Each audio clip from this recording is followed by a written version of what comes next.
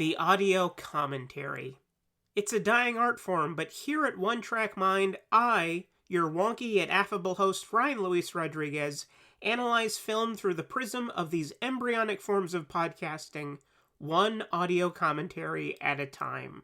Masterpieces, crapster pieces, live action, animation, cult classics, films literally no one has ever heard of.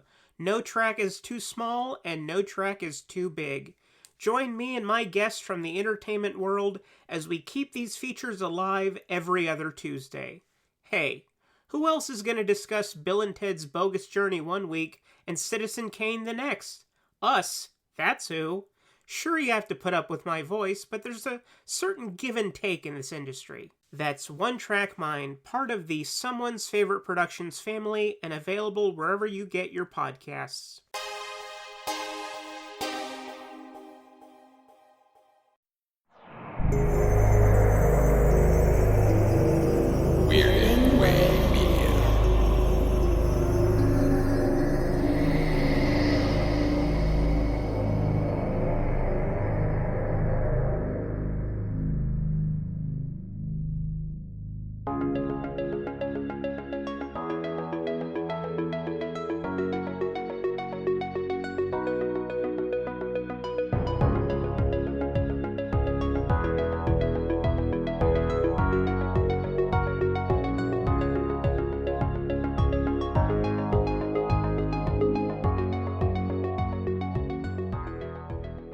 Hello, everyone, and welcome back to Film Foundations, a collaborative show between Weirding Way Media and Someone's Favorite Productions. I am your co-host, Chris Dashy from Weirding Way Media and the Culture Cast.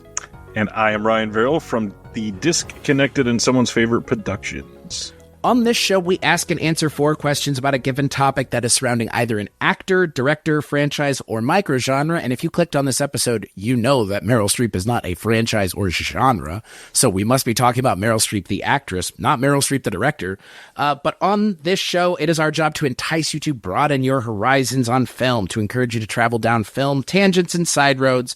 And if we're here, you know there will be tangents and side roads that you may have never traveled down otherwise. And if you clicked on this episode, we are joined by a guest, my good friend all the way from 80s TV Ladies. She's one of the hosts over there, Sharon Johnson. Hi, everyone. Happy to be here. So before we go any further into the episode, Sharon, tell our listeners a little bit about what they would hear if they went on over and listened to 80s TV Ladies. The 80s TV Ladies podcast looks at female-driven television shows in the 1980s, and we look at them from a feminist perspective from today.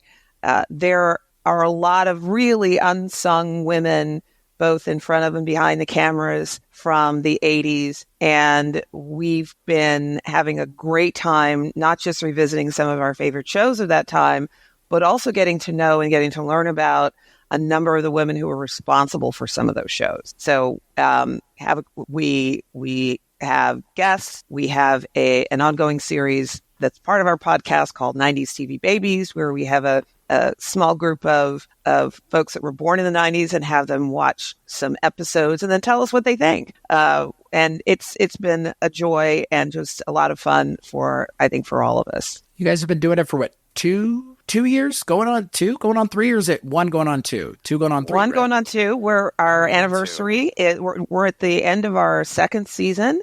We launched in July of 2022. So yeah, it's been 2 really, really awesome, really fun seasons. And, I obviously, you mentioned, 80s TV Ladies, and I think that that's a pretty good segue into what we're talking about on this episode, which is, I think, one of the preeminent actresses of ever, not just the 90s or 80s or 70s, but I think period, with Meryl Streep. So Sharon, why Meryl Streep? Given the opportunity to pick anything, which you and all the guests on this show do, why pick Meryl Streep? Because she has long been my favorite actress. And I think almost anybody in Hollywood will tell you when it comes to film acting, she is the gold standard. I don't think she really even has an equivalent that's still working today, or even then, even during her career, as in terms of male actors. She can do it all. She can do drama. She can do comedy. She can do musicals. I mean, I've yet to see anything really that she can't do. And I've long been a fan, and always look forward to whatever her next project will be. And on top of everything else, you're taking such a big actress off the board early. I mean, we're only in the first couple months of this show. We've already had some big names come off the board. And I mean, Meryl Streep, I think in terms of actors that we've done, is the biggest, right? But I would say by far, yeah. Hey, Robin Williams is a pretty big one, but yes, not Meryl Streep big. Right. Not 21 Academy Award nominations big. That's that number is even hard to... That number is hard to understand, even if it's for anything, but then for being an actor, that's even harder to understand. Like, that's just fucking insane. That's crazy. Like, there's nobody else. Obviously, it's a record number for a reason. And in her case, in my opinion, all well-deserved. And having said that, though, there have been a number of years during the period when she's been nominated where, frankly, they were kind of stretching it a little bit to find other people to put in the category. I'd like to think that's changed some, but it's still not as robust a group of actresses as there could be. But nevertheless, to me, no matter what, she still shines the brightest. What about you, Ryan? Where do you come in with Meryl Streep? I'm curious. I am as well, because I tried to look through this list earlier, and I started to feel really timid. I think I've really seen probably like less than 10 on this entire list, and I don't know how. And funny enough, I was looking on my Letterboxd. I think I've only watched one Meryl Streep movie since I started on Letterboxd, which is kind of crazy considering how much she's done in the last, she's kind of been prolific her entire career, but like the last 10 or 15 years, she's done a lot of titles, and it's not, I'm just simply not been able to keep up, I guess. There's one on her entire list that's like one of my favorite movies of all time. But other than that, I'm going to be mostly in the shadows here, just trying to learn from Sharon's leadership here. I appreciate her acting, and I appreciate her primarily. Other than that, I appreciate her as a person. I mean, out of the spotlight, she's not somebody that, we get controversy from, or somebody that's, going to be a bad influence on the next generation of young women or anything. She's kind of just an incredible person, which is really nice to see. She's one of the examples of people, celebrities who found a way, or maybe made a decision to stay out of the limelight, because unless you really went and looked for her and her family just sort of flew under the radar. I mean, she didn't live in Hollywood. Maybe that helped, but nevertheless, she, even before, the celebrity culture became what it is today, where everybody who's fourth, fifth, 1000th on the call sheet has an Instagram and TikTok and is out there pushing themselves. Her private life was private. She decided to let the work speak for itself. And I've always admired that about her as well. That for me, so this is not gonna sound terrible. That's the point of the show. I've seen like one or two Meryl Streep movies, and so I'm even further down into the weeds, as it were. But in doing just some cursory research for the episode, I have to hand it to someone who is willing to care for someone in their like dying days of fucking lung cancer, because she helped John Cazale when he was passing away, and like it made a huge impact on her after he passed away. And it's a shame, because John Cazale is a fantastic actor, taken way too soon. But Meryl Streep having like the emotional maturity to do that in her, I guess would be like her mid to late 30s, is pretty crazy.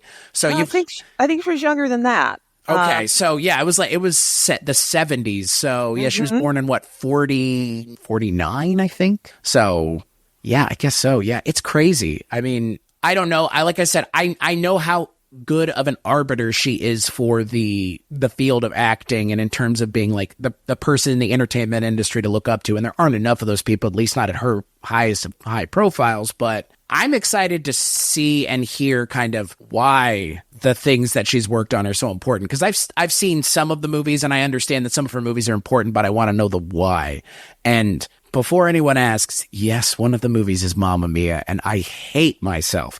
Not because it's Mamma Mia, but because it's not a good adaptation of Mamma Mia, because all the people singing that aren't able to sing very obviously, like Pierce Brosnan, which is just somehow the worst punishment possible for Mamma Mia is having to listen to Pierce Brosnan ramble through an ABBA song. But I'm excited to see kind of where we go with this conversation, because like I said, I haven't seen enough Meryl Streep to really be able to hold a conversation about her on my own, which I feel like is a shame. Well, I have the advantage, if you will, of being a little bit older than you are.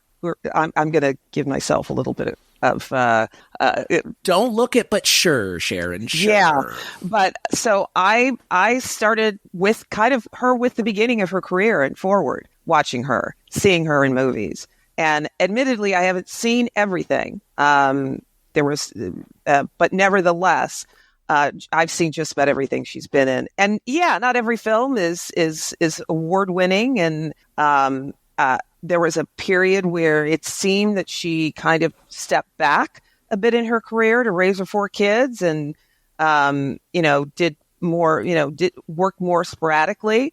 But I guess as they got to a certain age, then you started seeing her again. And based on what I've been able to discern, there's nobody in Hollywood that has anything bad to say about her, which in and of itself is truly remarkable. So it's like being married in the industry for a long time. Like it's the same thing. It's like people aren't married in the industry very long if they're married like at all. So, and I think she was with her husband up until like last year, like literally or something like that, or they had been separated for a while or something. Yeah, they separated a few years back, but nobody knew. Right. She's so private. Yes. Which is awesome. Like that, I'm a huge fan of that, because one of my favorite actors, Keanu Reeves, is the exact same way. He's like, I don't want, like, the limelight is not something I'm interested in. Take it away. I just want to be able to act and then walk away from it at the end of the day and go live a normal life. And I mean, I applaud people that are able to do that, especially again at her level. Like, she's, I think, is she the greatest actor working right now? She probably is. I mean, if not, she's in the conversation, right? Yeah, I think so. Just based on the fact, as you mentioned before, 21 Academy Award nominations. I don't know that there's anybody that comes close to that that's still working right now. So to me, she absolutely is. Man or woman, frankly. Like, I mean, right. I can't even think of like a male equivalent, like really. Maybe Steve Martin. Like, I don't know, but like, and that's kind of on the nose in and of itself, frankly. So, and granted, the Hollywood has changed insofar as what is a star. Is it box office? Is it awards? Is it something else? Who knows? And also the kind of movies that are being made today are very different than what were being made 10 years ago, certainly 20, 30 years ago. Studios were making films that now may or may not get a theatrical release, depending on, because of subject matter. Studios were making not just crowd pleasers, but they were making all kinds of serious, if you will, films, dramas, family dramas, all kinds of dramas. And studios really don't make those anymore. Well, and I mean, speaking of that, like Meryl Streep, I feel like for a stretch was known for that too. Like that was her like thing. So I would ask Sharon, before we kind of get to the questions, any history about Meryl Streep that you find worth sharing, or that is necessary to know to take this conversation further, at least for us or the audience? I don't really think so, and because I'll be honest, for a long, long time, I knew nothing about her personal life. I really didn't. Right. I just I saw her on screen, loved her performances, but I really didn't know anything about, I remember the story you were telling about John, whose last name I can never remember how to pronounce, who was Fredo in The Godfather.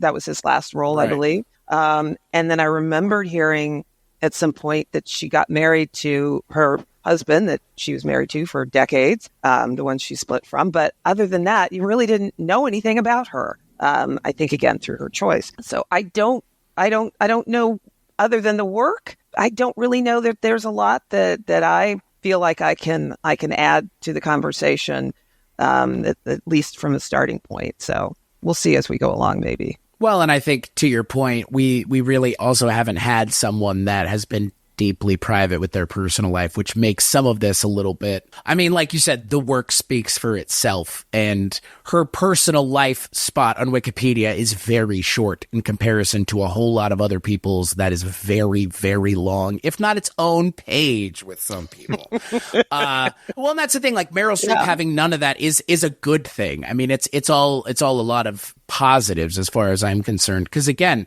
I mean, it's not like you're alone in thinking that she's an amazing actress. This is the general consensus. I think for once, maybe on an episode of this show, we're doing something where like everyone can agree Meryl Streep's a great actress. Like, I don't think I can't imagine someone, maybe there's one person that's like, no, she's not. Like, who that person is probably has seen something she wasn't good in, I guess, maybe. But I also feel like that might be an impossibility. Like, is there a role that Meryl Streep is not great in? I don't know if that's the case. I feel like that can't be the case. We'll get to that. Oh, okay. Oh, maybe there is. Oh, jeez.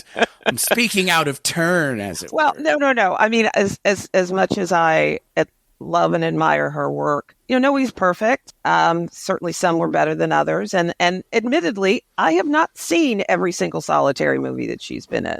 It's a lot of movies. Yeah, but I've seen a lot. Yeah, I've seen a lot of them. I've definitely seen a lot of them. So I feel pretty comfortable speaking for her. And to fit on this show, which of course we're trying to introduce people that have never seen any of these to a new sort of subject. As somebody that's as prolific as she is, looking through her filmography, I could totally see how somebody could have been not super young, not super old or anything, and just completely missed out on all of these. A lot of these, especially some of the earlier ones, are more like Oscar baity picks for some of them. And then a lot of the newer ones, if musicals aren't your thing, and if a certain style of comedy is not your thing, you easily could go your entire life and just having missed all of these. So this is, I think, a really good opportunity to shine a light on somebody that's incredible and have somebody that's ingested most of the titles go, let me hold your hand. Let me get you to the appreciation level of this amazing. Yeah, very good. Yeah, very good point, I think. So, yeah, hopefully we'll in doing this, encourage some people who haven't had a chance to watch many of her movies or taken the time to check out a few of them. So, Susan, I think that's as good a place as any to kind of trot the first question out for appraisal. So, what do you consider to be a foundational title for Meryl Streep as an actress? I went back and forth on this amongst a lot of things, but kept coming back to Sophie's Choice. That is the movie for which she won her first Best Actress Academy Award. It is the movie that really cemented her as someone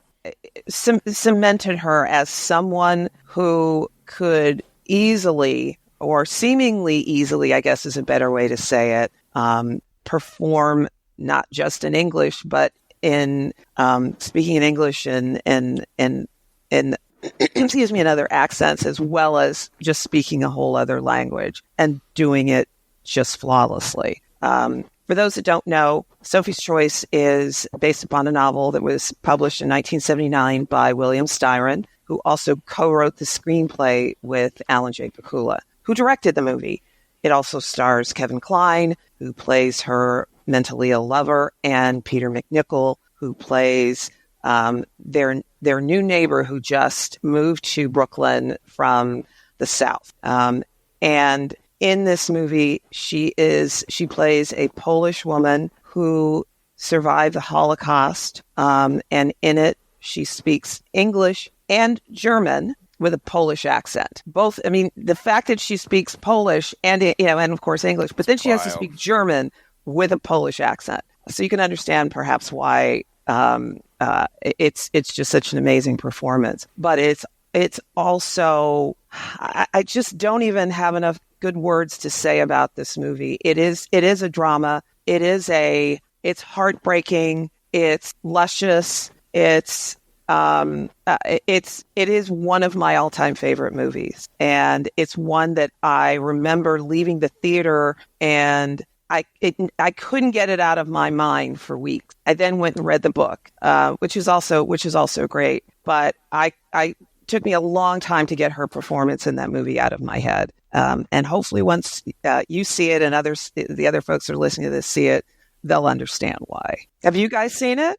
I have not seen it. All I know is that it is not an upbeat film. I know not what the twist of the movie is, but it does kind of have a twist, right? Like the titular choice, as it were. I don't want to spoil it for anybody, but it ain't like she's going to a fucking restaurant to pick a dinner to choose, guys. It ain't that. It's a lot. I mean, we're talking Poland, we're talking Germany. If you can't tell what we're getting at, it's a World War II movie. A post-World War II movie. I've never seen it, but I've heard exactly what you said. It's like, it's a rough watch, but not in terms of the performances, in terms of the subject matter. And I hope I'm not putting anybody off from giving it a try, because yes, it is it's heartbreaking on many levels. But the performances, not just her, but also Kevin Kline, I believe this was his first movie, and Peter McNichol, were just so splendid. And I love this movie so much. You seen it, Ryan? I've not seen it. This is a great choice, one I've wanted to see for a long time. Again, it's one of those movies where there's something so famous from the movie, the reputation completely precedes the entire film and kind of overtakes everything. I mean, Sophie's Choice is now just part of the vernacular of many people. So it's one of those things where I've had it on the list for a long time, just not gotten around to it. But hearing the way that you describe her acting in this and it being so early in her career, I mean, the biggest thing that comes to mind is having a director trust her ability to do that is mind-blowing at her age. Like that's the sort of thing that you wait for somebody to be either like from one of those countries and they've been doing it their entire life, or a 55-year-old seasoned person with acting credits longer than most people's resumes. Like it's the sort of thing that you don't really believe can happen until you see it. And I absolutely want to see it. She had also done another movie, the first movie where she used an accent, not her own, called The French Lieutenant's Woman. And in that movie, it's telling the story of her character, who's an actress in a movie. And so you're seeing the story of the movie and you're seeing her story at the same time. So it's going back and forth between the two. So perhaps in seeing that, or whether hearing about how well she did in that, maybe that was what gave the filmmakers for this the confidence that she could do this as well. And there were other movies where she had to also learn another accent. And frankly, there was a time when it was almost like it was held against her that she was all hat and no cattle, as they say in Texas. It was just like a parlor trick or something. But which I completely and heartily disagree with, because I think that the what she's able to convey, whatever language she's speaking in her performance, outweighs whatever accent she's speaking in. And she's kind of known for that, right? She's known for doing the accents and doing them well, which, I mean, yeah, I feel like that's more of a people in the industry being disappointed that they're not that talented, because it's not easy. And especially when you're being asked to do it for the entire film. And here's the thing. I mean, you've kind of already alluded to it. She had done it once before. She'd already won an Oscar at this point, too. Right. She'd already been nominated for at least one other one for the film you just mentioned, The French Lieutenant's Woman, but she had won for Kramer versus Kramer, which was only her fifth film, by the way, on top of everything else. Like, that in and of itself is crazy. Like, again, to your point about this movie, the reputation has preceded it, but I feel like that might be doing the film a little disservice in terms of pop culture because of how good of a performance you're kind of saying she has in the film. Like, it's not that I've never heard anybody say that, but I've only ever heard it talked about in terms of the choice that is made. Mm-hmm. But to hear that Meryl Streep is also amazing because she's being expected to do, I'm the dude playing the dude disguised as another dude. I mean, it's effectively that. I mean, it's effectively doing an accent, but then you have to do the accent and speak English as well and speak German. Like, none of that is easy. In fact, that's like accents within accents. So yeah. Yeah. She's a trained professional for a reason, but dear God, that's impressive. As someone who aspires to be able to do accents as well as a trained professional, to be able to just do it is like that. There's nothing more impressive as an actor than being able to not only rise to the occasion, but knock it out of the park. Yeah, exactly. I couldn't agree more. And I think it seems like Meryl Streep kind of always rises to the occasion, at least for the most part. So, well, that's the thing. Like, if you've been nominated for 21 times, it ain't by accident. It's not like, oh, we should just nominate Meryl again. Like, no, they're making, she's making films that are a choice that in making those films, she knows it's accenting her abilities as an actor, clearly. I mean, she won an Academy Award in 2011, so it's not like she won all of her Academy Awards in the first couple of years and then was never heard from again. Far from it, actually. So I want to see this film, but this is, I've heard nothing but it's very sad. It's very sad. Imagine somebody nowadays saying all those nominations are a mistake, or all of those are all of those were gimmies, or just out of respect for her or something. Remember how many times Leo was nominated? How many times and people bitched and moaned? Imagine if Meryl Streep had been nominated 21 times and had never won. Hasn't Amy Adams been nominated like 7 times or something? It's a ridiculous amount, and I never heard anybody crowing about Amy Adams, but Leonardo guy's not. It's like, geez, calm down. Yeah, Amy Adams and I'm sure there are others, but Amy Adams and Glenn Close come to mind. They're both pushing 10 Academy Award nominations, and neither one of them has won yet. Hopefully that's in the cards for both of them. Well, not if Meryl's still around. That's for sure. I mean, so Meryl Streep. Okay, so Meryl Streep has how many films? She has, let's just say an even number. 50. If she's nominated for 21 of those movies, that's almost half, which is not anything I think any other actor can say. I've been nominated for half the movies I've been in, almost half. And that might be, 50 might be a too generous of a number even. It's probably closer to like 35 or 40. So it's impressive. Oh, absolutely.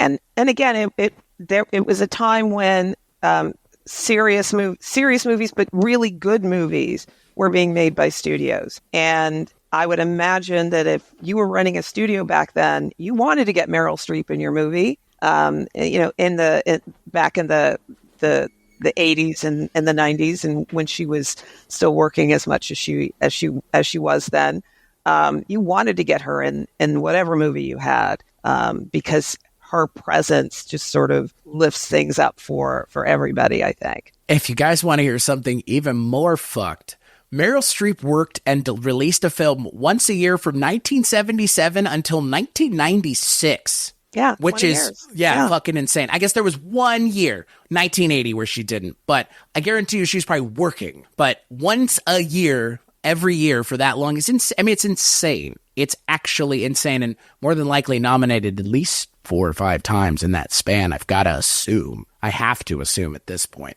I mean, it's not one of those things where she's being nominated every time she's in a movie. That's the thing. At least it's not that.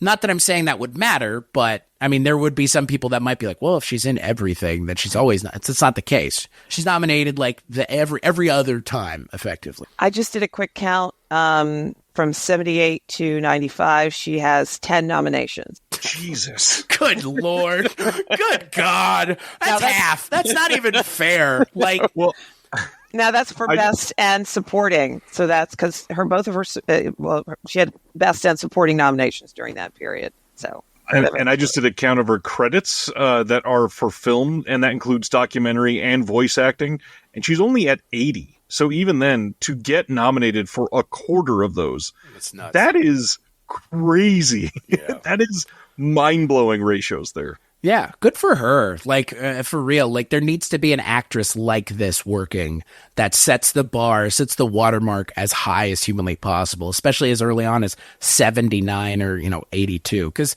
I'm assuming, Sharon, with picking Sophie's Choice, like it still holds up in current day in terms of the quality that actors are putting out now that we expect with like dramatic roles, right?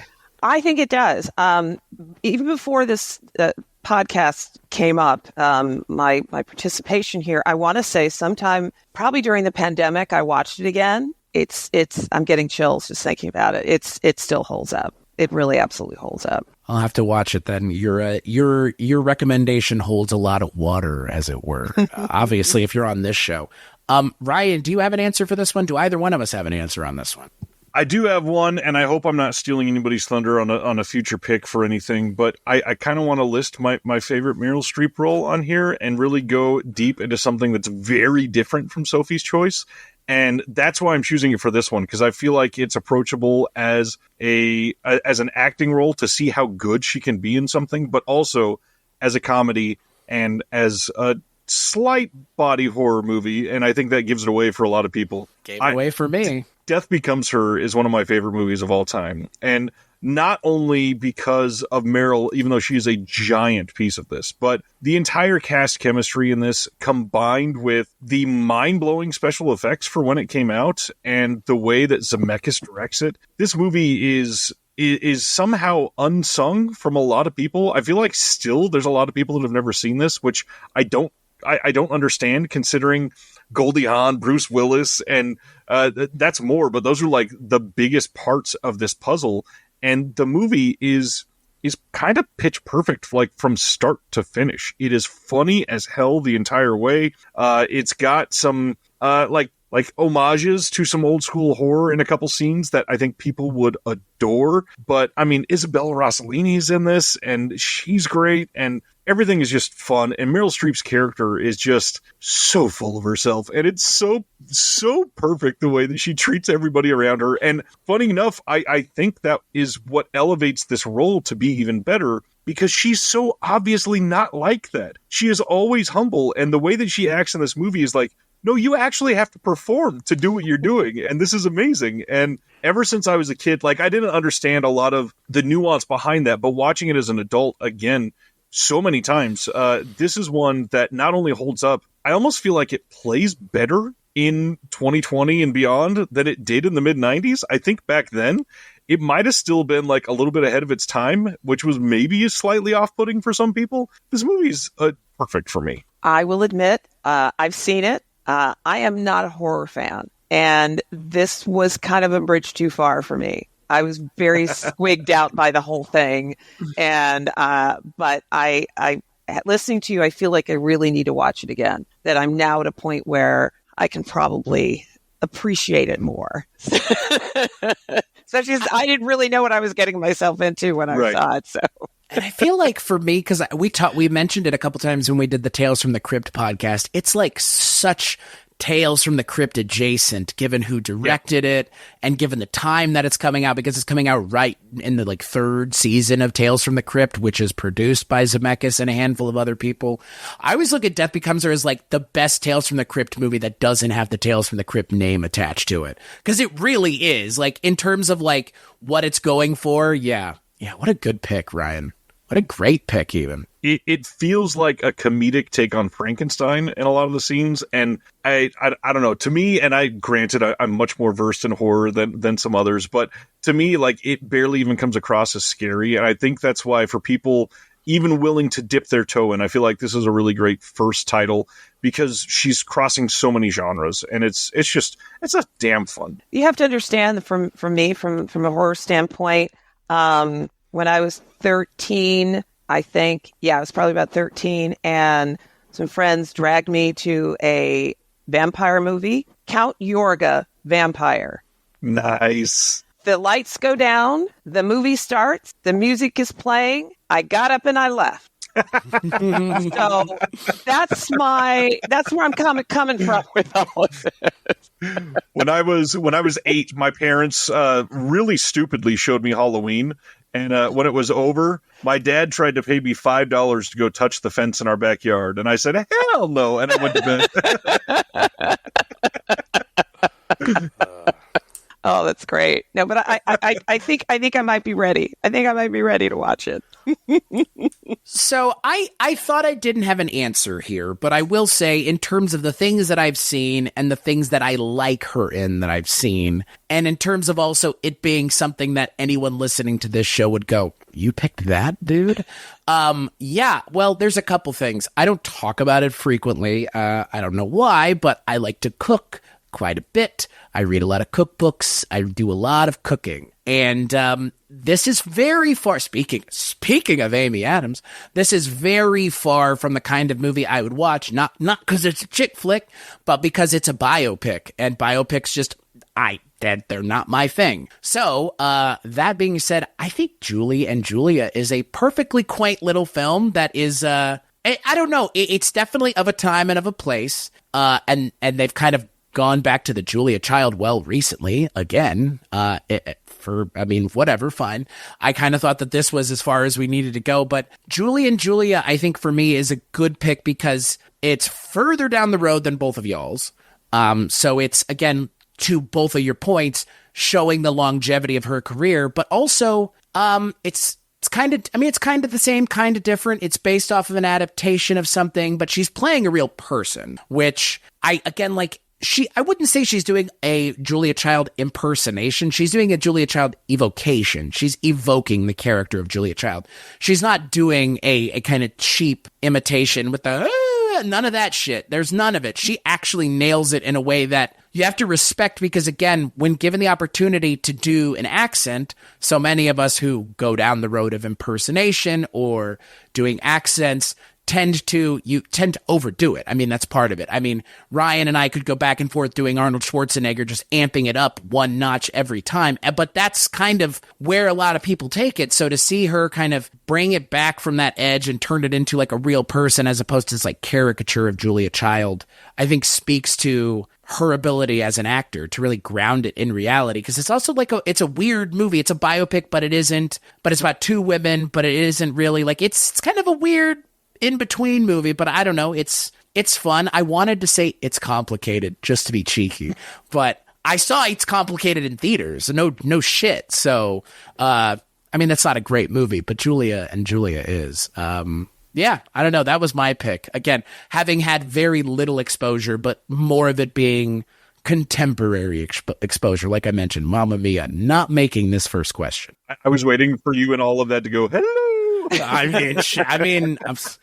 mean, hey, she nails it. It's interesting because I think a lot of people tend to, when they think of Julia Child, they probably are thinking more of the character that Dan Aykroyd played on Saturday Night Live as opposed to who she really was. Yeah. That's what I was alluding to. Like when it comes to like a legitimate, like genuine caricature, that's Dan Aykroyd, right? Like, but Julia and Julia, it's much more of again, like an actorly way of approaching it as opposed to a comedic way of approaching it. And look, it's a movie about cooking and it's a movie kind of about falling in love with cooking, which I also appreciate because I mean, in a lot of ways, we could be doing a show right now about, getting people who are dudes like us more into cooking, because I know Ryan cooks a lot as well. I've been to his house. I've eaten a meal that he prepared, and I know that it happens frequently. So, I mean, in my mind, like being another thing that's a good, lack of gatekeeping with cooking,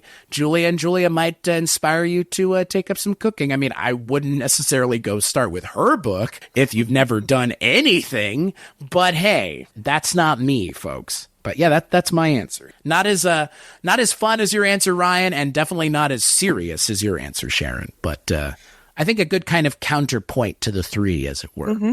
So that's a nice grouping, actually. It's a nice grouping of performances to see. Yeah. So any other talk on this question before we go to the next one? Good. Okay. Now, Sharon, could you, second question, recommend a lesser-known gem within Meryl Streep's filmography that, while not great for newcomers, would be maybe the next step for someone who's watched Sophie's Choice or the last two movies we mentioned? Maybe where would they want to go next? Well, I picked something actually sort of maybe for newcomers who maybe are a little wary of something as serious as, say, Sophie's Choice. But and also I think the only one of this kind of movie that she's ever done, but one that I think is very much the most commercial in a lot of ways movie she's ever made, but still one that I really like. When it was one of those ones that never showed up on HBO, I'd be like, I'd sit down and watch the rest of it or whatever, because there it was. And that's The River Wild. She plays she's she's married. She and her husband seem to be having a little bit of difficulty. They have this family trip they plan to go river rafting in her youth. She was a guide on this river and used to take the raft down, the real treacherous paths of the river. Hasn't done it in a while, but they were going to just sort of take it easy. And shortly after they get on the river, she and her husband and her son are basically kidnapped by these robbers who are trying to get away from. They figure if they go down the river, that'll be an easy way for them to for them to bypass being picked up by the police, because they're not going to be expecting them to go that way. And they happen to hear that she's this expert on this river and is one of the few people, again, years ago, that had taken a raft down the most treacherous path on this river. And they figure she's going to get us out of here. So they all get taken captive. She's got to trying to deal with these two guys, keep her son calm, and her family, calm and keep them safe as she is driving or she is piloting or whatever you call it with a river raft down this river. I love it. I think it's a lot of fun. Well, not fun necessarily because of the situation, but it's a crowd pleaser. And I think that would be something that I think a lot of people would enjoy. I had never seen this, and as you were speaking, I was looking at the cast and getting blown away continuously. Kevin Bacon, John C. Reilly, Benjamin Bratt. Wow, very 90s, very interesting. And don't forget David Strathairn, who plays her husband. I scrolled down ever so slightly. My friend Justin LaLiberty, who is from the boutique Blu-ray company Vinegar Syndrome, very short review that made me laugh like crazy. Ridiculous that Meryl was nominated for an Oscar 21 times, and one of them wasn't for her total boss performance in The River Wild. Yeah, she's great as always. And again, she gets to be kind of a badass in this movie. I love it. It's a lot. It's a fun watch. It sounds nothing like anything else she's ever done. Exactly. Yeah. Jeez Louise. That doesn't sound like a Meryl Streep movie. Sounds like a movie like Sandra Bullock would be in the 90s, right? Like Susan Sarandon, maybe. Like, not Meryl Streep. Not an actor of her caliber. Now I got to see it. I'll look forward to hearing what you guys have to say about it. It sounds fun. I mean, if anything, it sounds fun. And that sounds like that's all it needs to be is fun. What about you, Ryan? Do you have an answer for this second question? I do. This is one that puzzled me at first, because normally when we do this, it is a lesser-known movie that would possibly turn people away if they went in and watched it first. And as I was looking at the ones that I'd seen from Meryl Streep, one of them really struck out to me as I was going through my list of what people should watch first. And so I kept going back to that. I was like, well, this movie, like, I love it, but if somebody watched this for Meryl, would this be one that they would go, oh, dang, like, yeah, I want to come back and watch every single one of her movies because this is so good. And then I started realizing the reason I'm, like, striking out while considering this consistently is because it's so weird. And that always happens when you're written by Charlie Kaufman, directed by Spike Jonze. So I had to bring up adaptation because this movie, it goes, like, this is going to be so odd to say, and for somebody that's never seen it, you're going to disagree with me just logically, but it doesn't fit in her filmography at all, but also it is the perfect slot in her filmography, and the ensemble cast with this and the story behind it and the like overall complete package this film delivers, it is great for being one of those that you watch fully intending to just sink and live with for the next 3 days after and start like making up random theories in your head and finding out what this movie meant to you and how it's going to change your trajectory as a film watcher. I don't want to say too much because it's Charlie Kaufman, so it won't matter anyways because you'll forget by the end of the sentence, but it is such an interesting, great movie, and it delivers a great caliber performance from Meryl. It delivers an incredible performance from Nicolas Cage, and it's just one of those like perfectly written movies. That's kind of all I can say about this one. I've never even seen it. And although she wasn't nominated, I don't believe, for this movie, or I'll double check that, but I do know that Chris Cooper won for his performance in that movie. Yeah. He was, and he was great in that. He was also great in that. So this is one of those that everything is hitting at 100%. This movie is top notch through and through. And anything with Chris Cooper in it that's not Muppets is great. I mean, he's great in the Muppets movie too. Or see, that's the thing. Chris Cooper, he only stands out for like one random thing for me, which is October Sky, and I don't know why, but like that because he plays Jake Gyllenhaal's dad in that. Right. And then, and speaking of Sophie's Choice, then it turns out he was idolizing a Nazi the whole time, but don't tell anybody that. So, Jesus Christ. I mean, hey, Werner von Braun was. I'm not saying it. The facts exist. This is me just regurgitating it for other people to hear. I can't make this shit up. And if I may correct myself, she was nominated for supporting actress in adaptation. Wow. Jeez Louise. Always. Just always nominated. I mean, hey. I mean, to be fair, that should be the default thought. Was she in that movie? Okay, she was probably nominated. Which brings me to my answer, which she was also nominated for, I believe. And I think that this is one that, again, I'm kind of surprised y'all didn't mention it. We haven't even talked about it.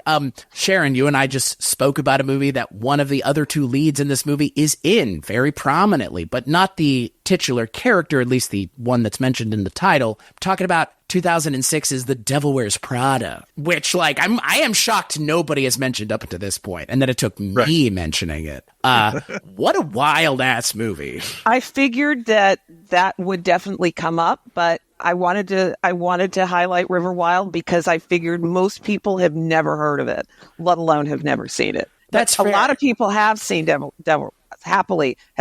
Wears Prada, which is a fantastic movie. And that's, I mean, to kind of what you were getting at, Ryan, like, I guess I could have really gone out there and mentioned something that, like, nobody's seen, but, like, most of her movies are seen by a lot of people.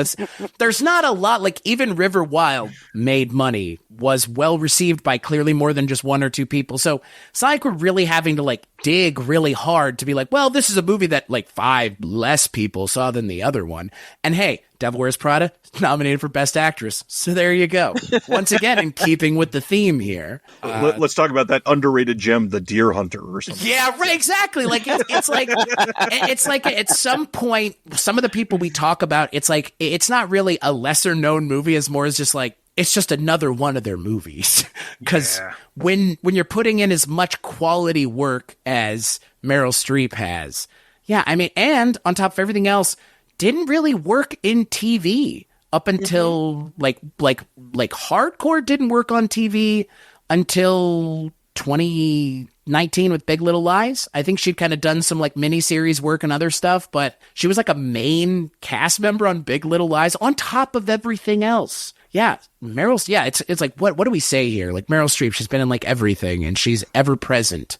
I mean, I mentioned it's complicated. She's in Only Murders in the Building now, on top of everything else, like with Steve Martin again. So I don't know, like, Meryl Streep's kind of as ubiquitous. I don't know, like, as far as I'm concerned, there's nobody as well known for acting in the United States in terms of quality acting as Meryl Streep. And I think our picks kind of prove that, because all 6 of the movies we picked were very good films, I'm assuming. We wouldn't be picking them if they weren't. Agree. Yeah. That being said, The Devil Wears Prada is a great movie, and if you haven't seen it, you should. I'm assuming y'all have, but I've seen it many times. She plays a mean character in the movie, which is why I was maybe a little less willing to mention it, because I think in Julia, she's playing a character that's a lot more welcoming and inviting, and in Devil Wears Prada, she's playing a kind of an ass, which, I mean, that's the point, though. I mean, the point is, like, this is a hard world, and the world is hard, and the people in the world act this way because they have to. But I don't know. I could see someone watching it and being like, oh, do I really want to watch more of that actress? Which would be the wrong answer. But I could see that being maybe a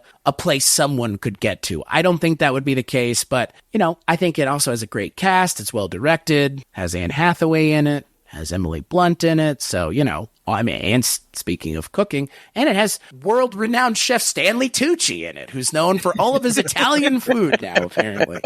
But I like The Devil Wears Prada a lot, so that's my answer. And I think that you couldn't go wrong with one of the 6 movies we've suggested. Not saying that that's not been the case on other episodes, but here it's like we're picking movies that is like, you've heard of these things. Even if you haven't, you have. When The Devil Wears Prada came out, I was a couple of years removed from a job where I worked for someone in a similar role to Anne Hathaway and Emily Blunt in this movie, where your life was kind of subsumed by this other person.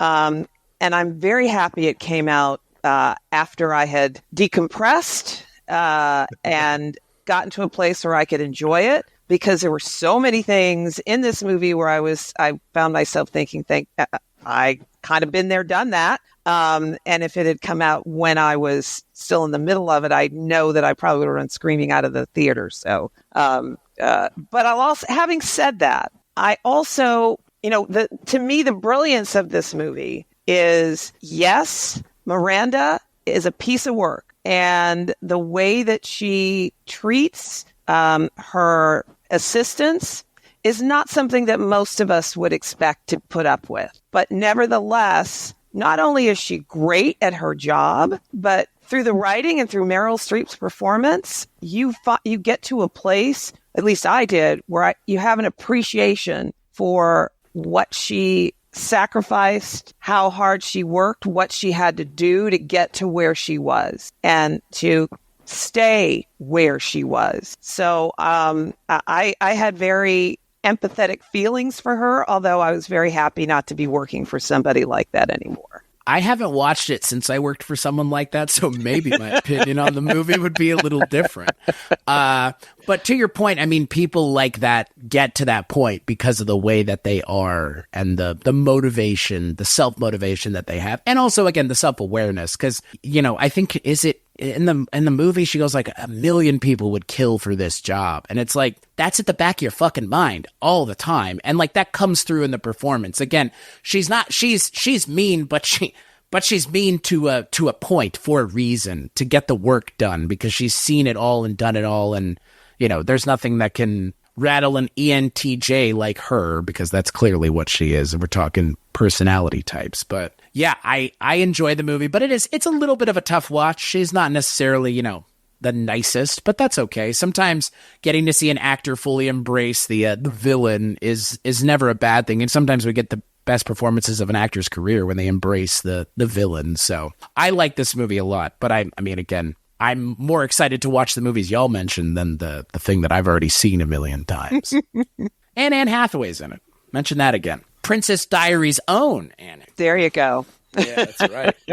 Let's go to the third question, which is, what is the biggest impact that Meryl Streep has had on pop culture? Obviously, this is a pretty broad question. We can go fairly different directions with it, but Sharon, we kick it to you first. What is Meryl Streep's pop culture influence? I really had a hard time with this one because she's not a pop culture fixture the way a lot of actors are or have been. She's known for her acting, but really not known and known to be somebody who is very talented and who gives great performances in her roles. And what little people may know is that everybody wants to work with her. All the stories I've ever, as I said before, that have come out about people who have worked for her, nobody has anything bad to say about her, which is great. So I guess it's in terms of, I'll take this a couple of ways. In terms of pop culture, she is the gold standard. She is the person that if you're an actress and you're compared to her, or you want to be, it's great, or you want to be compared to her in terms of talent level. People think that you're anywhere close to her. I think most actors would take that as a very, very high compliment.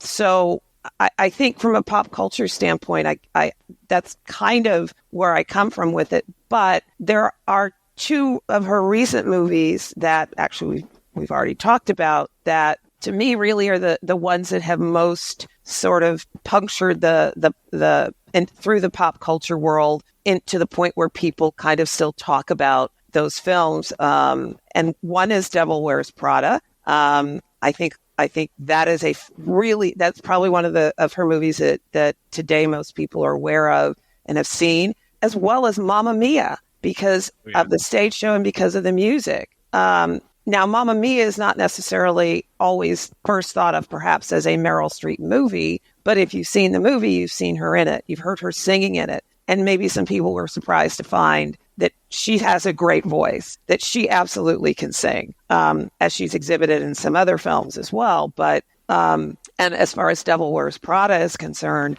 Miranda Priestley is, I think there are lots of memes out there about her as well, as Miranda Priestley. So those are the things I think about when I think about Meryl Streep in pop culture. It's a good shout. And it kind of leans into the way that I thought about it, especially the Mamma Mia angle.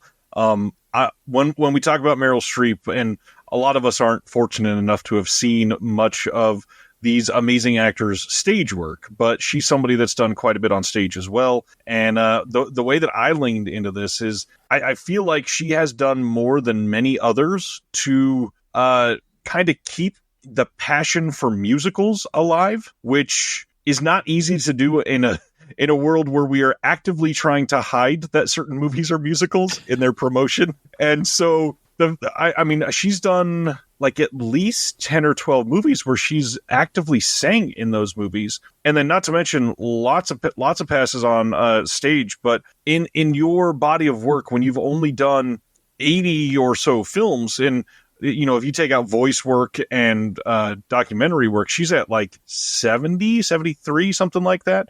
And you've done at least 10 or 12. That's a pretty high number compared to most actors, obviously. And if you have the ability to keep giving performances in musicals that are this good, it's clear that you've got a passion for it. And without somebody like her leading the pack, I think a lot of that like blame for musicals would start to dwindle. And I think she's doing good work to keep it important, and it's important to the history of Hollywood. So I'm glad they still exist. I like your answer. I like both of your answers. My answer is not too creative. It's essentially in line with what you were saying, Sharon, which is as an arbiter of doing the work well, but also not letting you get in front of the work. I think that's the other thing that I think Meryl Streep has clearly done, which is not let her and who she is get in the way of the work and how important the work is. And there are so many actors who 5 minutes of fame goes to their head for the rest of their lives, let alone an entire lifetime's worth with Meryl Streep.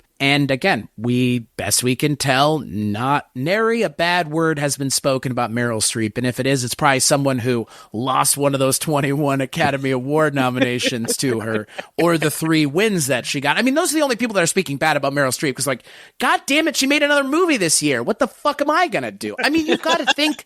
I mean, you have to think, right? Because that is the thing I was thinking of when we're talking about the numbers game of it all. Meryl Streep makes a case for like your entire body of like, she could have gotten a Lifetime Academy Award at this point, just based on the amount of time she's been nominated, let alone winning 3. But to get to the point where you're nominated 21 times, which means 21 other people have not been nominated because of you, is crazy. Because that's a large group of people that were not nominated. Right. And to Sharon's point, I would make the case that there has not been a misnomination in the bunch, best I can tell looking through them. And if you're the kind of person who can keep your personal life private and be on the silver screen and be considered one of the greats, if not the great in terms of acting, like what else is there to say, really? Like her pop culture presence may not be felt every day, but the fact that we are alive in the same time, in the same place to get to see Meryl Streep's movies for as long as we have, because the 3 of us are still alive and it's 2024, so she's still making movies, is pretty impressive. And the longevity of her career shows you can have the longevity of a career that I think so many people think in Hollywood you can't, and maybe she's the exception that proves the rule. That might also be the case. But Meryl Streep is someone that people want to work with actively. Like Soderbergh worked with her. Diablo Cody worked with her. I mean, so many people have worked with her because it's her. Mamma Mia didn't get made until they were like, well, we got Meryl Streep in the lead role, so now we're going to do it. And it's like that alone, if that is the way you come into something, is if we get this person, it's going to be made, that person's impact is clearly understood by at least a couple people making the movie. And I think with Meryl Streep, like we've all alluded to, when she's in the movie, even if it's an ensemble movie, the movie is better for it having her in it. And there are very few actors you can say that about in terms of their presence on screen alone is enough to elevate this project beyond where it would have been otherwise. Beyond that, consider how many young actors she has inspired. Mm-hmm. Totally. Totally. And on top of everything else, all the people she's worked with. I mean, she's worked with everybody. Literally fucking everybody at this point. I mean, even as much as I don't know if she'd worked with Tom Hanks before, but she even got to work with Tom Hanks, a couple of years ago with The Post? Like late in the career. She's still knocking out bangers with Spielberg and Tom Hanks at the same time. Like, geez Louise. Yeah, I don't know. Like, the longevity of her career alone is impressive, let alone all the people she's worked with, let alone all the roles that she's done, let alone all the Academy Awards she's gotten. We haven't even really mentioned as many movies as we could have. I mean, we've mentioned like 10, is what it feels like. But she has so many things that, again, are worth mentioning, worth talking about. But again, the stuff that we mentioned, I think is pretty good starting place. So The Bridges of Madison County is never a bad one, I don't think. Again, I read the book. I know it's not necessarily the most popular thing in the world, but Bridges of Madison County is kind of it's a nice movie. I would say it's a nice movie. And in this day and age, nice movies are hard to come by, folks. I had not read the book, went to see the movie, was blown away by it, and particularly blown away by her performance again in this movie. Yes, she's doing another accent, but this time as an Italian war bride, basically, in 10, 20 years after she moves to the States with this GI that she met over in Italy, living in rural Iowa, I think, somewhere like that. And it is, for me, one of her very, very best performances. Very best performances. And to this day, I don't understand why she didn't win the Academy Award that year. But then again, I say that every time she's nominated and she doesn't win. But that's another story. Right? Yeah. Again, nominated for Best Actress for the film, obviously. I feel it goes without saying at this point. I feel like I think maybe the only movie we've talked about that she wasn't nominated for was River Wild, I think. Like, genuinely, right? I think everything else we've mentioned she was nominated for. In terms of our picks, our 6 picks, right? 5 of 6. Right? Yeah. Like, well, that has not been the case yet, like, for anybody. Not Mamma Mia as well. That's a shame. That's a shame. Yeah. But other than that... Because to y'all's point, I was joking about Pierce Brosnan singing in Mamma Mia.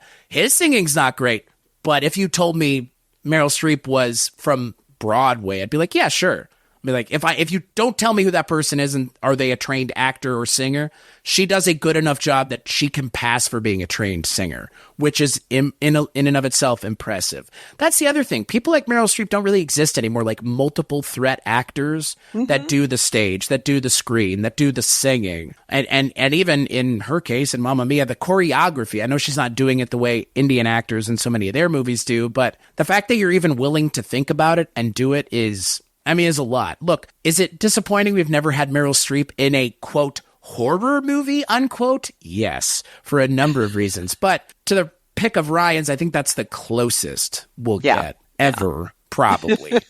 Who knows? Maybe Mike Flanagan will back up a Brinks truck to Meryl Streep's house and be like, hey, you want to be in a movie, Meryl? It's like, fuck yeah. How much money is Universal trotting out? I mean, I could see it happening. But that's the thing. Like, at this point, before we go to the final question, what does Meryl Streep do at this point? Like, she's literally like Tom Hanks. She's done everything. That might be the only equivalent is Tom Hanks. Yeah. Like, in terms of a male actor that is as like high profile as she is. And he has also shockingly kept his personal life rather squeaky clean and quiet as well, which I appreciate. Which shows you it can be done. It can be done. It's harder for some than others, depending on circumstances, but it can be done. So, especially in today's day and age, I'm sure it was much easier in 1980. Yeah. Oh yes, and even into the 90s and into the 2000s, it was easier. But still, yeah. Anyway. So, any other movies we want to bring up that we didn't get a chance to mention before we go on to the final question? Anything we want to give a shout out to, Sharon, Ryan? I do have a couple actually. First, Kramer versus Kramer, which is from where she won her first Academy Award. She was, that's the first thing I remember seeing her in. Because I had not seen The Deer Hunter, and she also had done a TV miniseries that I also didn't see before this. I think Kramer versus Kramer was the first thing that I saw her in, and I thought she was fantastic. As at the beginning of the movie, she basically walks out on her husband and her son. She's for reasons. She and eventually does come back and try to get custody back. But I love that movie as well, and love her performance in it, needless to say. And a couple of movies that are kind of on the other side of some things that she's done also. First, Postcards from the Edge, where she played a character that was a book written by Carrie Fisher based on her life. She is plays a character as a daughter of a legendary actress played by Shirley MacLaine, who has just gotten out of rehab, has been sort of acting herself, but is just still kind of a mess. Not only is it's funny, it's poignant. She gets to sing. It's really a terrific movie. And last but not least, Defending Your Life. That was written by and directed, I believe, by Albert Brooks, where they are people in the afterlife who are trying to be determined whether they're ready to, they don't say this explicitly, but move on to heaven, or whether they need to go back and try it again. And she and Albert Brooks meet, and it's a delight, and she's great, and she's great as always. A totally different character, totally different kind of performance, very relaxed. She's just, this person who was idealized as this person who never did anything wrong and always helped small children across the street and saved dogs from, kittens from trees and that kind of thing. But, nevertheless, it's a great movie, and I love her performance in it. So those are ones that I'd like to point out. I'm waiting for somebody to pick Albert Brooks for director, 'cause that's another. It's like big one. Yeah, it's a huge one. Ryan, what about you? Any Meryl Streep movies that jut out that need to be mentioned? The only two that I had written down that were kind of important is the Manchurian Candidate remake. She's not the main draw of that film, obviously, but she still plays a pretty big part, and it's a role that you walk away from feeling like it's a memorable part for her. And then the animated film The Ant Bully. I'm just kidding. I was like, whoa, dude, that's a hell of a deep cut, man. The Ant Bully, coming out the same year as The Devil Wears Prada. God. What about you, Chris? Have you seen The Ant Bully? No, of course not. Oh, damn. What do you mean, of course not? Speaking of animated movies, I mean, I don't know if this is animated per se. It's stop motion animation. If anything, Fantastic Mr. Fox, the only Wes Anderson movie I can watch without wanting to turn it off, because Wes Anderson movies are very twee, and that might be the meanest thing I ever say on this podcast, but I have a hard time getting through Wes Anderson stuff because I find it all like, what's the word? Bizarre for bizarre's take. Like, just cause we're gonna be weird and quirky. It's quirky. It's quirky in a way that's so obnoxiously quirky, and I can't be the only one. I know I'm not the only one. But Fantastic Mr. Fox, his sensibilities work in a stop motion world, and Meryl Streep is in it. George Clooney is in it. There are people in that would never do another animated thing other than The Ant Bully. For the most part, I mean, George Clooney's not known for doing animated things. Meryl Streep's really not known for doing animated things either. But are these not the two things other than AI, I'm pretty sure, in terms of like voice roles? So I don't know, like Fantastic Mr. Fox is a good movie, and it's a great movie. She's in it. I mean, it's not that she's not the big part. George Clooney's kind of the main character, I guess is what I'm getting at. It's a good movie. She's great in it. And it's a Wes Anderson movie that doesn't drive me nuts. So there you go. It's going to be really awkward when we record that Wes Anderson episode next Monday. Yeah. Boy, won't it? I'll just sit here and be like, I don't really have any answers, guys. I don't know. I mean, I'm not the only one that finds him quirky for quirky's sake. I'm right there with you. I have not found any of his movies that I've tried to watch that I could get through, and I have not seen Fantastic Mr. Fox because I find stop motion animation creepy. It just feels really creepy to me, so I avoid that too. That's fair. I mean, I get that. I understand the horror movie thing too. I was just like, it's creepy. I like that. I mean, hey, that's a valid reason. Yeah, that would be for me. That's That and I do like August Osage County. I think that's an interesting movie. It's a fun movie per se, but she's great. It's kind of an ensemble cast thing.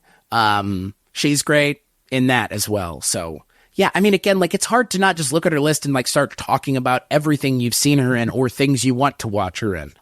Speaking of singing, Ricky and the Flash, I think is also worth mentioning. Another, again, you were talking about it already, Ryan. I'm kind of surprised you didn't mention it. Speaking of her singing and doing music, that's another one specifically of those movies where she's going out of her way to do singing and being, portraying a musician. So if I'd seen it, I probably would have brought it up. Right, exactly. You can't go wrong with Meryl Streep, I think is what we're kind of alluding to here, folks. Everything somebody makes isn't excellent because, she, in this case in particular, she's the actor. So there's only so much she control over it, all of it she has. Right. Some of her movies are better than others, as with anything else. And sadly, she was not nominated every year that she made a movie, but, pretty close. So there may be one or two in there that are not as good as others. So well, and just because I know he'll have to put it in the show notes, She Devil, starring Meryl Streep and Roseanne fucking Barr.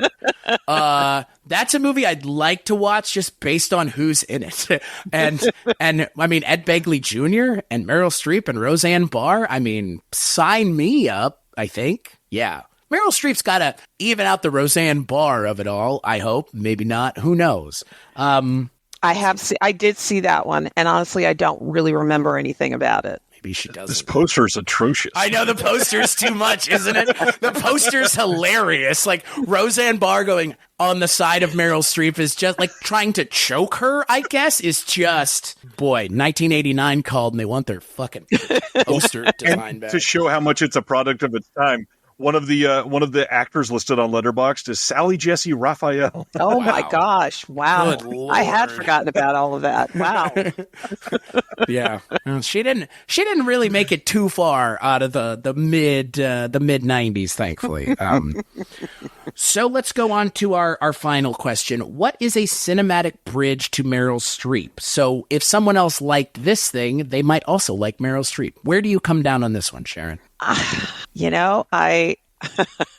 don't know. I mean, she's done just about everything in terms of genre. If there's a genre you like, you could probably find a Meryl Streep movie that you would watch and also really like. I think that's one of the reasons why I picked The River Wild earlier, because it's just not something you really expect that would be in her credits.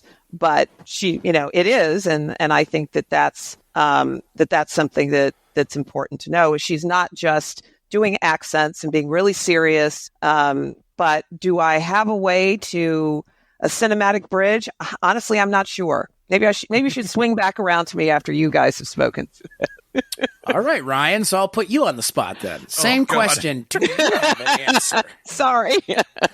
The way I wrote this down is two words, which are going to be really funny to say right here. But I wrote down the words, oh shit. And what I mean by that, what I mean is she is the type of person that if somebody says they're going to be in this movie, somebody goes, oh shit, like I want to see that. Or, hey, Meryl Streep's making a movie this year. You go, oh shit, so she's going to get a nomination. That's all that makes sense. But I can only think back. It's so funny that I wrote that down. I can only think back to like there's a handful of actors historically that you sort of get that same reaction for, and I think there's a couple that come close. And so somebody like a Dustin Hoffman, who has kind of only made like mostly amazing movies, or a Robert Duvall, or like somebody I just mentioned, like Dustin, I just said it again, Denzel Washington. He's the type of person we go, oh shit, I'm going to love that movie. Like, I definitely want to see that. And so I don't, this is one of those things where I don't know that there's a great answer, because she may be the greatest of all time. How do you bridge to that? By mentioning the other greatest of all time, who I already did, which is Tom Hanks. I think if you're into Tom Hanks and his body of work and you haven't seen Meryl Streep, I think that's a good direction to go. If you're talking, like you've already alluded to, Ryan, like watching prestige actors do it well, Tom Hanks has to be in that exact same conversation. Watching a movie from the 80s, The Man with the One Red Shoe, which has Tom Hanks in it and a whole bunch of other people, but man, it has Tom Hanks in it, and that's kind of all that matters. And with Meryl Streep, it's that same thing. Like, in a lot of ways, Indian cinema, which is something I crow about constantly, those movies still are like, oh, Shah Rukh Khan's in it, I'm going to go see it because it's got him in it. Meryl Streep is of a dying breed of people who their being in the movie is enough. And even, I mean, I would even say Tom Hanks, that's not necessarily the case anymore because he's made just a bunch of random stuff that has been kind of, not like under the radar, but him and Spielberg are kind of just doing dad movies seemingly for a while, which is fine. But I mean, them doing it elevates it above just, you know, again, essentially like a very high production value History Channel dramatization, which is effectively what they're doing. But I mean, Meryl Streep and Tom Hanks being in a movie together, but being kind of, I would say, like 1A and 1B of the same coin of like, this is American acting, like now. And like, these are the Americans that are acting that you would, if we were in the Olympics, say, and we could pick two people to put up against the other country's two people for acting Olympics. If Meryl Streep's not the female actor that's on there, what the fuck people were they asking to make a decision is my question, because I don't think there's anybody else. In terms of male actors, Ryan, to your point, like there are a bunch. Gene Hackman, Robert Duvall. Daniel Day-Lewis. Yeah, like dudes where it's like, yo, you're the guys. Meryl Streep is like it. I'm not discounting everybody else, but I think if you asked anybody else, like go ask an Amy Adams, who do you look up to as an actress? I know who she's going to say. She's going to say Meryl Streep in the first three names she names, if not the first name. Meryl Streep's probably looked up to by her contemporaries as well, which I think is more important than being looked up to by people younger than, but being seen as like the best of a certain group of people, which working in the 70s in this country and acting was like De Niro, Pacino, Keitel, like everybody that we've just mentioned were doing their best work in the 70s. Fucking Deer Hunter, for fuck's sake. So it's hard. I mean, to your point, Sharon, like it's hard because there isn't anybody in terms of female actors, and maybe male is a little bit of a stretch, but I don't think there's anybody else that really holds a candle to her in terms of like being the greatest of all time in terms of like female or actors in general, female, male, whatever the fuck. She is a name that is mentioned with 3 or 4 other names, and that's it. If that. Really. And what's crazy is she's been that name for almost 50 years. Yeah. Her entire acting career. Yep. Like, and she kept in the private life private, which is still so surprising to me, frankly, that she was able to do that, given how high profile she is as an actor. Yeah, it's like, I mean, it's like Pat Mahomes. It's literally like you came in and people knew who you were, and that has never changed. It's never gone away. It's never gotten less. Again, 2024, we're still waiting for her to make another movie because she hasn't retired yet. So there's also that. So Sharon, we come back to you. Do you have an answer? I mean, again, I think your answer is as apt an answer as any, frankly.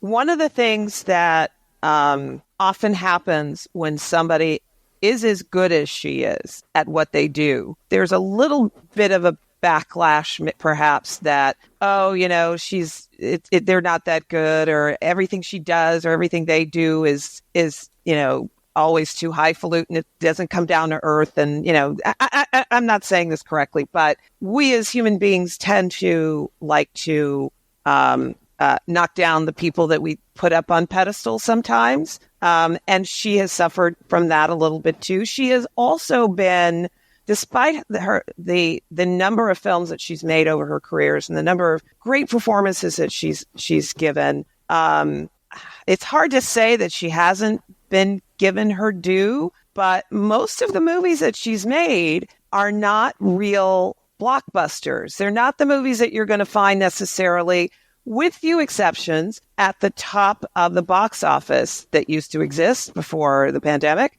every week, or before streaming, maybe is a better way to put that. Why not both? Yeah, actually, yeah, they both are sort of, it's a two-headed dragon at this point, which to me is kind of unfortunate. But nevertheless, so yes, she's highly thought of in terms of her talent. Yes, she's kind of getting off I feel like I'm moving down a different road than what this question is, but I just don't know that there is a bridge, I guess is what I'm ending up saying, because I can't really come up with anything other than to say she does. Yes, she has done a lot of movies that are very highly thought of, award-winning, but she's also done a lot of crowd-pleasing movies that haven't really gotten their due. And I hope that, if nothing else, folks that listen to this will take the time to watch. And I didn't really answer your question, but that's what I've got. Well, I was disappointed you didn't go that one step further and mention the one thing that we mention on every episode, which is, isn't it funny that Meryl Streep somehow hasn't lowered herself to making an MCU movie yet? Ryan knew what I was going to bring up. He's like, here we go, boys. What I was going to say is, from Sharon, what I was getting from you from that is she needs to make some blockbuster money. So when is she going to make an MCU movie? Right. You and I were on the same page, Ryan. We're like competing to see which one of us gets to bring it. It was a joke I said on the first episode of this show that we're going to somehow find a way to bring the MCU up every episode, and without fucking fail, it happens organically, because you're totally right. Like, in a lot of ways, I think her biggest movie is Mamma Mia. Like, literally, Probably. I think it's Mamma Mia, right? Yeah. In terms of not, reach. Yeah, if not that, then Devil Wears Prada. But outside of that, but part of that, frankly, is she's a woman. And women aren't usually the headliners of the movies that end up at the top of the box office. Barbie was an anomaly, a true anomaly. And that happened for whatever good reason that happened, or whatever reason that happened. But that in and of itself has a lot to do with why she hasn't had movie after movie after movie that's landed at the top of the box office. That's just not the kind of things that you're necessarily going to see a woman headlining. But whenever MCU she's in or something, not. she's often the one who's headlining, though. There is that, at least. That is the important part, right? Mm-hmm. If she's in it, she's on the poster. If she's in it, she's mentioned somewhere heavily. Because I don't know if there's a movie where it's like, oh, surprise cameo by, like, not like a Johnny Depp and Tusk thing where it's like, I'm going to lower myself to putting on goofy ass prosthetics and hiding myself. Like, she's never done that either. It's always been like, Meryl Streep is in this. Okay. Like, there you go. Like, yeah. It's, I think that this, like I said at the top of this episode, like, this was going to be a hard episode to get up to the point where it's like, how do we suggest somebody else here? Because it's very hard. Yeah, but that's a good thing. I mean, again, we're not going to have every actor we're going to have on this show is not going to be a Meryl Streep caliber. In terms of, like, notoriety, I'm not putting down anybody's acting ability, but in terms of notoriety, like, there are very few actors more well known than Meryl Streep, if any. So, well, I'm delighted to have had the chance to talk about her, because I do admire her so, and like I said, I just think she's the best, and I'm not alone in that in a lot of ways, but she's unmatched. Yeah, no, if you take anything away from this episode, it should be that. So yeah, with Meryl Streep firmly in the rear view, and focusing on ahead to the next time, where can people find you, Sharon, when they want to go and find the things that you work on, which they should? The aforementioned 80s TV Ladies podcast, where we're, like I said, looking back at 80s TV, which has a surprisingly robust number of female-driven TV shows, and we're having a great time looking back on them and having a great time talking with a number of the people who are responsible for bringing those to our TV screens. So come join us. And the next time you're on here, hopefully we'll have Susan as well talking Penny Marshall movies, which is going to be its own fun bag to unpack. Ryan, what about you? Where can people find you when we're not doing this show together? I am always trying to find a different thing to promote on these because I do too many things. So I'll say, if you're interested in physical media and want to check out some of the best, the last couple of years I've hosted an award show called the Shelf Shock Rewind Awards. And you can go watch those up on YouTube or in podcast form. They're out there.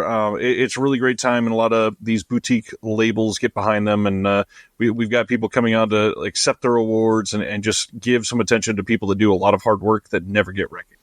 So it's an actual award show. That's what you're saying. Sure is. Not a popularity contest. Wouldn't know anything about that.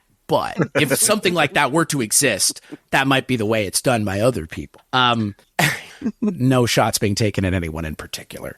As for me, you can find me at weirdingwaymedia.com, where this show in its audio form is hosted if you don't want to check out the video form. And yeah, like, rate, and review the show wherever you get it, which should be iTunes. If it's not iTunes, head on over to iTunes, like and review and rate the show, because it helps us find our audience.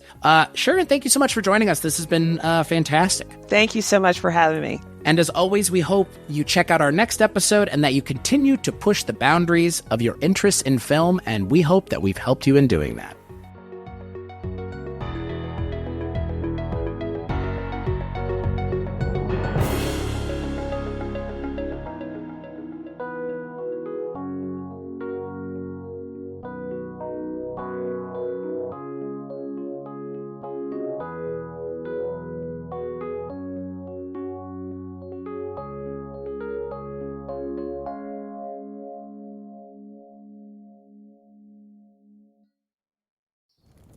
Have you ever wanted to dive deeper into the horror movies you love? Beyond the Blood is a horror podcast for fans who want more than just surface-level screams. We do deep dives into the movies that shaped us, digging into director commentaries, behind-the-scenes stories, deleted scenes, and the special features that most people skip.